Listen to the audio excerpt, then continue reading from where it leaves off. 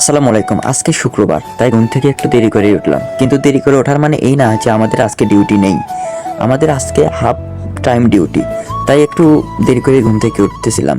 তো ঘুম থেকে উঠেই সোজা চলে গেলাম বাথরুমে এবং ব্রাশ করে মুখটা কোনো রকমে পরিষ্কার করে দুই একটা খেজুর খেলাম, কারণ খেজুর খেয়েই যেতে হবে সরাসরি ডিউটিতে।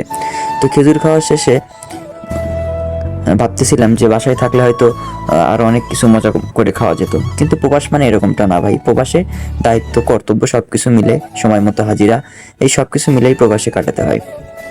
তো তারপরে তাড়াতাড়ি করেই রেডি হচ্ছিলাম, কারণ এমনিতেই দেরি করে ঘুম থেকে উঠছি। তো প্রবাসে শুক্রবার মানে শুধু বিশ্রাম আর নামাজ নয়, শুক্রবার মানে ডিউটি, দায়িত্ব, কর্তব্য, সময় মতো হাজিরা এবং দেশের মানুষে হাসি ফোটানো। তাই দরজা বন্ধ করে সোজা চলে যাচ্ছি ডিউটিতে। তো আমাদের বাসা থেকে দোকানে যেতে মাত্র 2 মিনিট।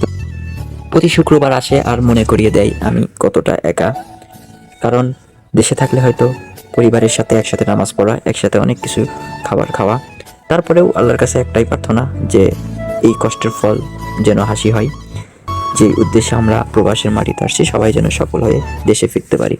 তো শেষে একটা কথাই বলবো, সবাই ফলো দিয়ে পাশে থাকবা যদি ভালো লাগে। আল্লাহ হাফেজ, দেখা হবে অন্য কোনো ভিডিওতে। ধন্যবাদ সবাইকে।